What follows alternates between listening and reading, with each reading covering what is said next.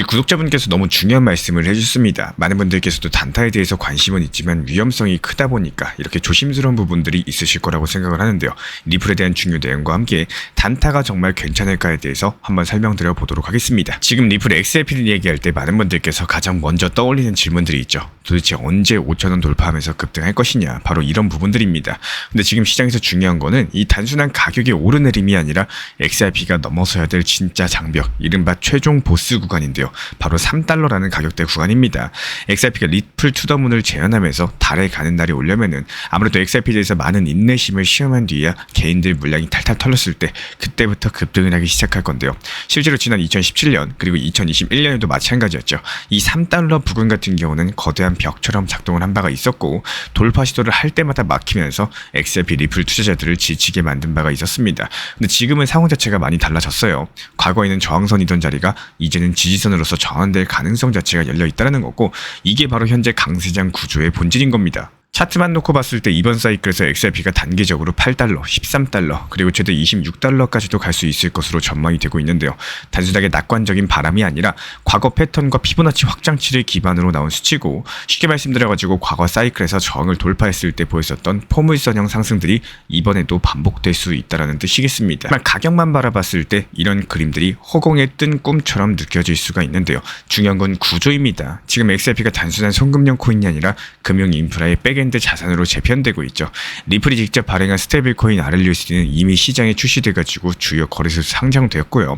실제 결제 시스템과도 통합이 진행 중에 있습니다. 단순하게 코인을 사고 파는 차원이 아니라 이 글로벌 결제 네트워크의 실제 사용 사례가 차곡차곡 쌓여가고 있다는 거예요. 그리고 여기에 대해서 리플의 대형 행보들도 이어지고 있습니다. 미국 내부 은행 인가 신청, 히든로드 같은 기관급 프라임 브로커 리즈 인수, 그리고 글로벌 규제망과의 연동까지도, 이런 움직임들 자체가 모두 다 XRP가 단순한 투자 자산이 아니라 제도권 금융 시스템 속으로 깊이 들어가고 있다는 것을 보여주고 있는데요. 과거랑은 완벽하게 다른 국면이란 얘기겠죠. ETF 이슈 자체도 빼놓을 수가 없겠습니다. 현재 여러 가지 현물형 신청이 심사 중에 있는 상황이고, 이것과는 또 별개로서 다양한 구조의 XRP 연계 상품이 현재 시장에 나와주고 있습니다.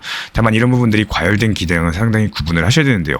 진짜 현물 승인 여부는 아직까지 확정이 되지 않았다는 거. 우리가 할 수 있는 것은 ETF라는 제도권 진입 루트가 열리면서 다른 큰 그림을 읽을 줄 아는 거고요. 이런 과정에서 가격은 결국에 따라온다는 거예요.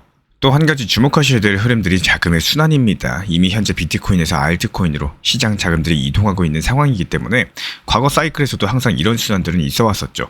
XRP가 지금 규제 리스크 해소, 그리고 제도권 편입이라는 이런 독특한 프리미엄을 갖고 있는 상황이고, 그래서 이번에는 단순한 알트코인 중에 하나가 아니라 금융 인프라 자산으로 재평가 받을 가능성이 크다라는 겁니다. 결국에 지금 중요한 거는 이 리플 투자자분들의 심리일 거예요. 단기 조정에 흔들려가지고 바닥에서 손절하는 순간 구조적인 랠리의 열매를 놓치게 되는 것이고, 그렇다고 또 무작정 기다리라는 얘기도 아닙니다. 3달러 초반 지지 여부들, 3.2에서 3.3달러 박스 돌파, 그리고 거래량과 온체인 데이터 같은 숫자들이 맞아 떨어질 때가 바로 신호가 될 것이고, 이런 기준점을 가지고 시장을 바라보면은 꿈이 아니라 전략이 될 수가 있겠습니다. 그리고 지금 XRP 공급량의 80%가 움직이지 않고 있다면 이게 단순한 우연일까요? 아니면 다가올 폭발을 준비하고 있는 침묵일까요? 최근에 온체인 지표를 분석해봤을 때 전체 XRP 물량 중에 1년 이상 지갑에서 움직이지 않는 코인이 80%를 넘는 상황입니다. 대부분의 물량들이 동결된 상황인 거고, 숫자 자체는 보는 관점에 따라 가지고 조금 다를 수 있겠지만 여기서 중요한 건 추세라는 거예요. 시간이 갈수록 중장기 보유 물량이 늘어나고 있다는 거는 데이터로도 확인이 될 수가 있겠죠. 근데 이게 의미하는 거는 시장에 당장 나올 수 있는 물량 들이 점점 줄어들고 있다는 겁니다. 그러면 어떤 일이 벌어질까요? 공급이 묶여있고 반대로 수요가 늘어나면은 가격은 당연히 탄력적으로 반응을 하게 됩니다. 마치 댐에 물이 가득 차 있는데 수문을 조금만 열어도 엄청난 힘으로써 물이 쏟아져 나오는 것과도 같은 원리인 거고, 여기에 대해서는 각각의 투자자분들마다 심리도 달라지는데요. 다른 알트코인들이 단기 펌핑을 노리고 휙휙 손바꿈이 일어나는 반면에 XRP 리플 홀더분들은 실제 금융 인프라에서의 쓰임새를 믿고 중장기적으로 버티는 경우가 상당히 많습니다. 쉽게 말씀드려가지고 이거는 단타꾼의 코인이 아니다라고 말씀을 드리는 거고, 진짜 핵심은 제도권 편입이겠죠. 리플이 현재 미국에서 은행 라이선스를 추진 중에 있고, 만약에 이게 현실화된다면은 기존 결제망, 예를 들어가지고 스위프트나 페드와이어 같은 이런 국제 송금 네트워크 옆자리에 XRP가 서게 된다는 겁니다. 단순하게 거래소에서 사고 파는 코인을 넘어가지고 금융 백엔드의 공식 플레이어가 된다는 거예요. 그리고 또 한 가지 RLUSD라는 리플의 스테이블 코인 준비금은 전 세계 최대 커스터디 은행 중 하나인 BNI 멜론이 맡고 있죠. 이게 정말 큰 의미를 가지고 있는데 쉽게 비유했을 때 우리 구독자분들께서 집에 돈을 보관하는 게 아니라 한국은행 금고에 맡긴 것과 비슷하다라고 말씀을 드려요. 준비금 신뢰가 확보가 되니까 기관 투자자들이 안심하고 참여할 수 있는 구조가 만들어진다는 거고, 여기에 대해서 미국 의회에서 논의 중에 있는 지니어스 법안은 스테이블 코인 규제를 정식적으로 틀 안에 넣는 움직임입니다. 이런 법이 통과가 되면은 RLUSD는 물론이고요. XRP가 연결되는 모든 결제 서비스가 합법적인 금융 인프라라는 타이틀을 얻게 된다는 거예요. 이게 바로 다른 밈코인과 XRP를 가르는 차이가 되겠죠. 물론 여기서 리스크도 존재합니다. 은행 라이선스 심사 과정 자체가 길고요. 전통 은행들의 반발 자체도 만만치가 않습니다. 게다가 RLUSD가 커지면은 오히려 XRP의 역할 자체가 줄어드는 게 아니냐 관련 반론도 존재하고 있습니다. 하지만 실제 결제 구조를 봤을 때 스테이블은 화폐 역할, XRP는 다리 역할을 하면서 상호 보완적인 관계를 맺는 경우가 상당히 많이 있고, 결국에 지금 XRP를 둘러싼 키워드는 세 가지 정도로 정리를 해볼 수가 있겠습니다. 첫 번째로 공급량의 상당 부분이 묶여있다는 거, 그리고 두 번째로 제도권 편입과 은행 라이선스 추진이라는 이런 구조적인 변화가 존재하고, 세 번째로 RLUSD랑 글로벌 커스터디 은행 참여로서 강화될 수 있는 신뢰 기반이라는 거. 이 모든 게 맞물리게 되면 XRP는 단순한 가격 투기 대상이 아니라 실제 금융 시스템 속으로 들어가는 브릿지 자산으로서 대체할 수가 있겠죠. 지금 우리가 보고 있는 4,000원, 5,000원의 가격은 어쩌면 예고편에 불과할지도 모르겠습니다. 그렇기 때문에 매번 영상마다 차트만 보지 마시고 XRP 구조를 같이 보셔야 된다라고 매번 강조드리는 겁니다. 이 공급의 잠김, 그리고 제도권 절차의 진행들, 준비금 신뢰의 확산, 이 세 가지 축이 모이게 되면요, 언젠가 잠자고 있던 80%의 동면 공급이 깨어날 때 시장은 우리가 상상하지 못한 장면을 보여줄 수도 있겠습니다. 그리고 최근에 비트코인에 대한 단기 바닥 신호가 잡힌 상황인데요. 바로 비트코인 매도 리스크 비율, 영어로는 셀 사이드 리스크 레티오라는 지표입니다. 이 값이 지금 0.1% 밑으로 떨어진 상황이고, 과거 차트를 봤을 때 이 지표가 이렇게 낮아졌을 때마다 공통적으로 나타나는 현상들이 있었는데요. 억지로 던지는 매도세가 줄어들면서 단기 바닥을 만들고 곧이어가지고 매직 국면으로 이어졌었다라는 겁니다. 쉽게 말씀드려서 누가 억지로 던지는 분위기는 끝났다라는 신호라는 거죠. 그래서 지금은 단기 하락보다는 이 반등 가능성이 높아지는 국면이다, 이렇게 볼 수가 있겠고, 여기에 두 번째 숫자가 더해집니다. 바로 현물 거래량인데요. 바이낸스의 비트코인 현물 거래량이 현재 다른 중앙화 거래소 전체를 합친 것보다도 많아졌습니다. 이게 단순하게 거래가 활발하다는 의미를 넘어서가지고요, 파생 상품이 아니라 실제 현물 매수가 몰리고 있다는 뜻이겠죠. 현물 매수라는 거는 그냥 단타 트레이딩이 아니라 직접 코인을 들고 가겠다는 강력한 의지인 겁니다. 여기에 더해가지고 최근에 미국 비트코인 현물 ETF로만 9월 중순에서 일주일 사이에 23억 달러 순유입이 들어온 상황인데요. 큰 선과 기관들이 동시에 현물로 움직이고 있다는 것은 단순하게 가격을 밀어올리는 힘이 아니라 구조적으로 받쳐주는 수요가 있다는 신호로서 해석이 가능하겠죠. 그리고 마지막 세 번째 숫자는 조금 더 중장기적인 관점에서 보실 줄 아셔야 됩니다. 글로벌 자산운용사 피델리티 측에서 최근 보고서에서 재미있는 전망을 내놨는데요. 2025년 말까지 비트코인 공급량의 28%가 사실상 유통되지 않을 것이다. 지금 기준으로 약 600만 개 정도에 해당하는 비트코인이 중장기 보유 지갑이라거나 상장사 자산으로서 묶여버린다는 얘기겠습니다.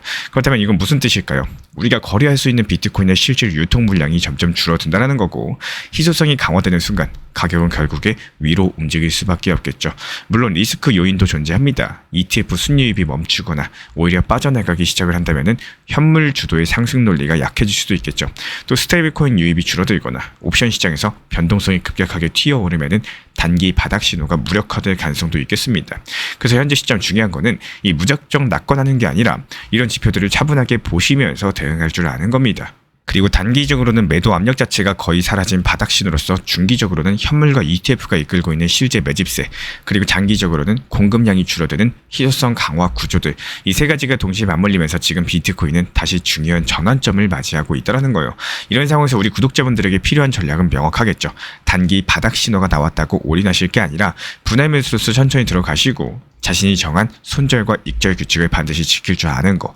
가격은 하루에도 흔들리지만요, 결국에 시장을 움직이는 건 이런 구조적인 변화겠습니다. 지금은 그 구조가 우리에게 기회를 열어주고 있다는 사실 반드시 기억해 주시기 바라고요. 게다가 미국에서도 비트코인과 이더리움 현물 ETF에 큰 돈이 연이어 들어오고 있는 상황인데요. 그리고 이게 단순하게 돈이 들어왔다라는 차원을 넘어가지고 시장의 방향성을 보여주는 중요한 단서가 되어주고 있습니다. 먼저 이더리움 얘기부터 한번 드려볼게요. 최근에 며칠 동안 이더리움 현물 ETF로 약 5천억에 가까운 돈이 들어왔는데 이 중에서도 블랙록이라는 전세계 최대 자산 운용사의 ETF로만 3억 달러 이상, 우리 돈으로 4천억 가까이 몰렸습니다. 반대로 피델리티 같은 다른 ETF에서는 소액이 빠져나가기도 했지만요.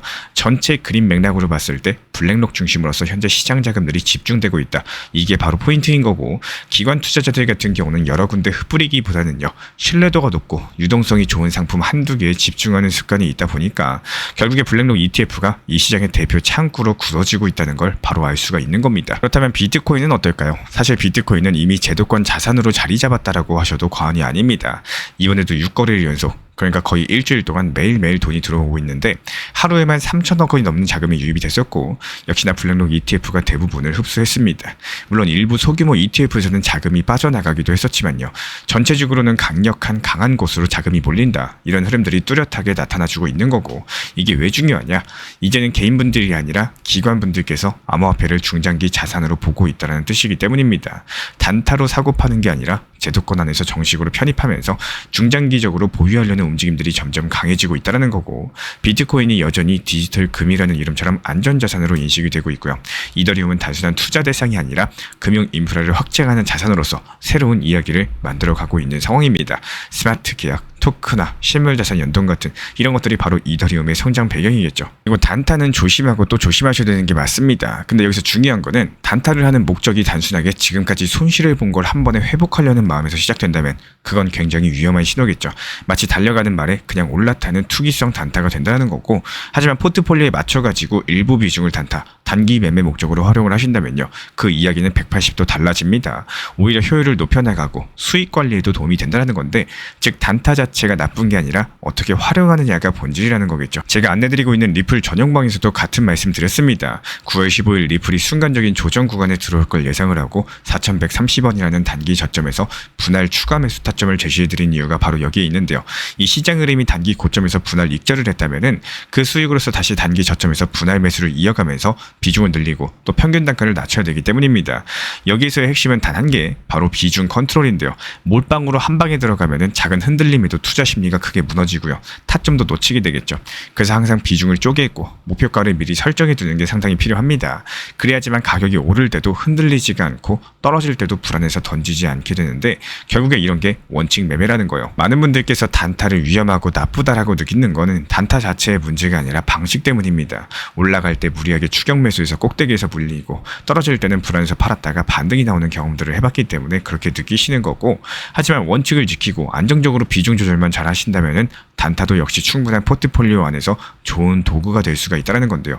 결국에 정답은 원칙 매매입니다. 원칙을 세우고 그 원칙대로 움직일 때 투자가 비로소 길게 이어질 수가 있다는 거예요. 최근에 리플 XRP 가격 자체가 이 단기 급등과 급락을 반복하면서 박스권 안에서 움직이는 흐름이 상당히 강력한 모습이죠. 큰 거래량과 강력한 온체인 매수세를 바탕으로서 저항선을 강력하게 돌파하는 본격적인 급등이 나오기 전까지는요, 한마디로 저점에서 매수하시고 또 고점에서 매도하는, 수익을 실현하는 이런 전략들을 통해서 지속적으로 내 계좌 수익을 늘려나가고 계좌를 풍성하게 하시면서 거기서 나온 수익으로서 시드를 늘려나가는 전략을 구사하는 게 맞습니다. 우리 신사 채널 실시간 리플 커뮤니티방 통해서 분할 매수 타점 말씀드렸던 저점 구간 3,850원 라인에서 매수 체결이 완료됐고요. 실제로 이번에 미리 걸어놓은 매도 타점 4,200원 선에서 매도까지도 체결 완료가 되면서 리플 커뮤니티 회원분들께서도 잠을 자고 일어나니까 수익이 체결되어 있더라, 이런 상황입니다. 그리고 이번에 단기적인 눌림목이 발생을 했고 RSI 지표상으로 과매도 저점 구간인 것들이 확인이 되면서 4,100원 라인에서의 매수 타점까지도 말씀을 드렸고요.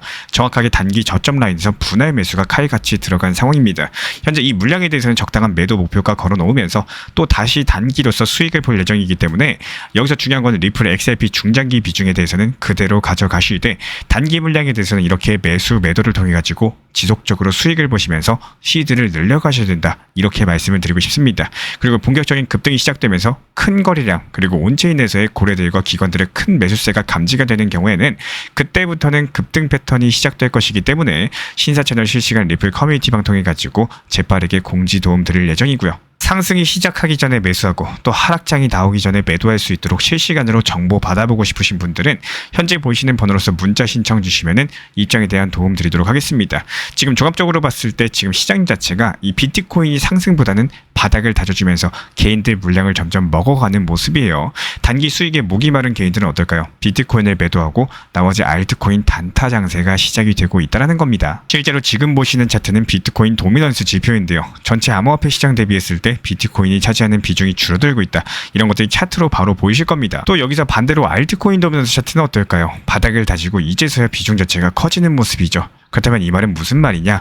지금부터는 비트코인에 대한 개인들 물량을 세력들이 가져가기 위해 가지고 본격적인 알트 장세가 나올 것이라는 뜻입니다. 개인들이 비트코인을 팔고 알트를 사게끔 장세가 연출되고 나서 알트들이 고점까지 상승하면 또 다시 비트코인이 상승하기 시작할 것으로 예상을 해볼 수가 있겠죠. 그리고 이런 시장 흐름을 미리 간파를 했었기 때문에 우리 신사 채널에서 운영하고 있는 단기 타점방 통해서 여러 가지 알트코인들로서 수익까지도 내드리고 있는 상황입니다. 특히나 지금 시장에서 주목하셔야 되는 것은 이더리움이 꺾였다라고는 하지만요. 그럼에도 불구하고 여전히 강력한 거는 이더리움 계열의 알트코인인 거고, 예를 들어가지고 레이어2 관련된 테마의 이더리움 확장성 테마라거나 디파이나 합성자산과 안정성 관련된 테마들, 그리고 앞으로 스테이블코인이 뜰 거기 때문에 이 스테이블코인 관련 테마의 코인들 위주로서 현재 시세가 단기적으로 크게 날 것으로 예상이 되고 있는 상황이겠죠. 다만 여기서 주의하셔야 되는 게 반드시 매도 타점이 필요하다라고 말씀을 드려요. 지금 시장 자체가 40에서 50% 크게 상승하는 시장이 아니라요.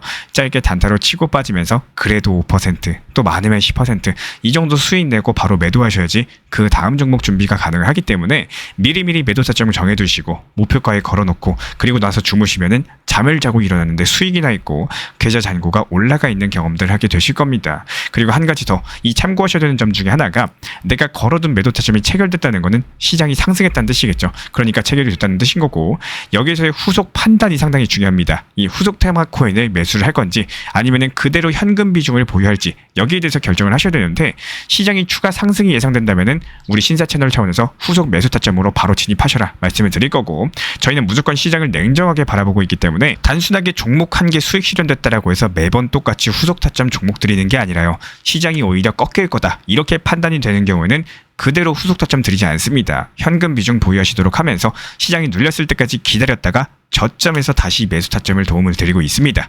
우리 구독자분들께서 상승이 시작하기 전에 매수하고 또 하락장이 나오기 전에 매도할 수 있도록 실시간으로 정보 받아보고 싶으신 분들은 현재 보이시는 번호로서 문자 신청 주시면은 입장 도움 드리도록 하겠습니다. 현재 제가 안내드리고 있는 정보방 입장에 대해서 관심이 있으신 분들이 최근에 많아지셨습니다. 간단하게 한번 설명드려보도록 하겠습니다. 먼저 항상 무슨 일이 있어도 업비트, 빗썸, 현물 매매로서만 안내드리고 있기 때문에 원칙 매매를 잘 활용하시는 것들을 추천을 드려요. 이 세 가지 방으로서 안내를 드리고 있는데요. 첫 번째로 가장 구독자분들께서 관심 있어 하시는 리플 전용방입니다. 리플 전용방에서는 말 그대로 리플에 대해서 집중적으로 단기 고점과 저점, 그리고 장기적인 관점에 대한 타점과 리플에 대한 시장 브리핑을 안내드리는 방이고요. 이 리플 전용방에서 안내드리고 있는 정보방 타점으로 단기 고점과 단기 저점에 대한 타점을 활용을 하시되, 신경 쓰는 매매가 아니라 목표가에 미리 걸어놓고 미국 시장이 활발한 새벽 시간대 혹은 업무 시간대도 신경 안 쓰면서 수익 실현과 저점 추가 매수 타점을 활용하는 방향으로서 안내 도움 드리고 있어요. 리플을 무조건 장기적으로만 보는 게 아니라 메인 비중은 장기적으로 보유하시되 일부 비중은 단기 고점과 저점을 살려가면서 비중과 수량을 늘려나가고 평균 단가를 낮추는 전략으로서 운영하시는 것들을 항상 추천을 드립니다. 그리고 두 번째로 단기 타점의 종합방입니다. 리플을 몰빵으로 장기적으로만 보유하다 보면 결국에 시장의 흐름을 놓치게 되기 때문에 적당한 알트코인들을 비중을 활용하시면서 적극적으로 투자 전략으로 살려나가는 게 정말 중요합니다. 예를 들어가지고 좋은 엔진의 리플 코인을 보유했으면은 그 엔진이 잘 활용될 수 있도록 좋은 기름과 엔진 오일의 역할이라고 생각을 하시면 되는 거예요. 안내드리고 있는 단기 타점의 목표 타점, 성향은 말 그대로 단기적으로만 접근하시는 걸 항상 추천을 드리고 있습니다. 간혹 지금 시장이 안 좋은 단기적인 알트코인이 가능하냐 이렇게 생각하시는 분들도 계신데요. 지금 시장에서 단기 타점이 불안하다라고 느끼시거나 알트코인을 공략하는 게 맞나 이렇게 생각하시는 가장 큰 이유 중에 하나는 시장의 테마에 맞는 코인이 아니라 이미 급등이 나왔거나 주목을 받고 있지 못한 코인들을 공략을 하거나, 혹은 목표 타점이 비정상적으로 높거나, 혹은 순간적으로 움직임이 나올 수 있는 단기 고점의 타점을 찾지 못해서라고 생각을 해요.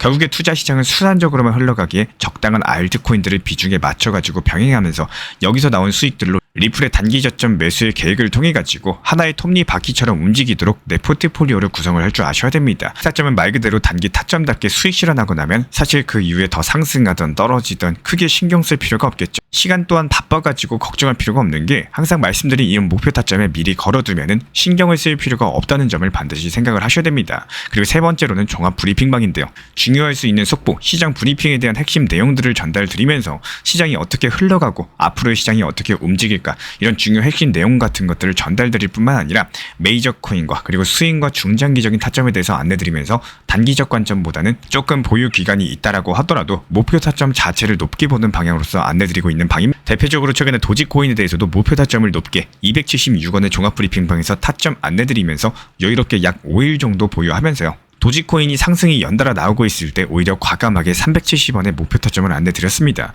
이렇게 상승이 잘 나오고 있을 때는 대부분 여기서 더 오르는 게 아닌가 이렇게 생각을 하시는 분들이 많이 계시겠지만 항상 적당한 고점에서 수익 실현하는 것들을 목표로 잡는 게 정말 중요하다고 말씀을 드려요. 이렇게 세 가지 방 입장 안내드리고 있기 때문에 항상 업비트, 빗썸으로서 현물에 대해서 안내드리고 있습니다. 비중 조절과 원칙 매매를 통해서 일하거나 바쁜 와중에 신경 쓰시는 매매보다는요. 여유롭게 매도 걸어놓고 편하게 신경 안 쓰시면서 제대로 운영하시기를 추천을 드리겠습니다. 리플 XRP 투자에 있어서 이제는 투트랙 전략이 반드시 필요해지고 있습니다. 무턱대고 몰빵하거나 반대로 또 손 놓고 기다리는 시대는 끝났어요. 첫 번째 트랙은 매달 분할 매수하시면서 시장이 빠지든 말든 일정 비중으로서 리플을 꾸준히 모아 나가시는 겁니다. 이거는 시간과 리스크를 분산할 수 있는 가장 효율적인 전략인 거고, 그리고 두 번째 트랙은 남은 현금 비중으로 알트코인 단타로서 굴려나갑니다. 수익이 나면은 그거를 다시 리플에 재투자하시면 되는 거고, 이게 바로 수익을 만드는 순환 매수 전략이 되실 거예요. 그런데 여기서 중요한 거는 단타 하실 때 조심하셔야 되는 거예요. 단타 매매 중독되면 끝장입니다. 이 매매 중독을 절대 조심하셔야 되는 거고, 예를 들어 가지고 시장이 과열인데도 지금 아니면 기회가 없다, 이런 조급한 생각에 RSI 지표가 이미 고점인데도 불안해서 또 들어가고 결국에 수익은커녕 손실만 쌓이게 되실 겁니다. 그래서 저희 채널 차원에서는 한 가지 원칙이 있습니다. 확률이 높은 날만 진입을 하세요. 그리고 시장 전체가 과매도 구간일 때, 비트코인 기준 RSI가 바닥을 찍을 때, 그때 알트코인 중에서 최근 거래량이 급등한 종목이 과매도의 경우 MACD, 볼린저 밴드, 이동평균선과 일목균형표 참고해서 신중하게 매수 진입 타점 들어갑니다. 그리고 그 외에는 아예 매매를 쉬는 날도 반드시 있어야지 진짜 단타인 거고, 그렇다면 이걸 어떻게 구별할 수 있는지 궁금하실 거예요. 여기서 챗 GPT가 등장을 합니다. 저희는 챗 GPT를 단순한 도구로 쓰지 않습니다. GPT한테 오늘 확률 높은 진입 타이밍이냐 이렇게 물어볼 수 있게 맞춤 프롬프트를 사용을 하는데요. 그리고 그 결과에 저의 실전 매매 노하우 30%를 덧붙여가지고 GPT 시그널을 보완합니다. 어떻게 하는지 궁금하신 분들 GPT 검색력과 활용 전략을 이용해가지고 이 두 가지를 한 방에 알려드리고 있습니다.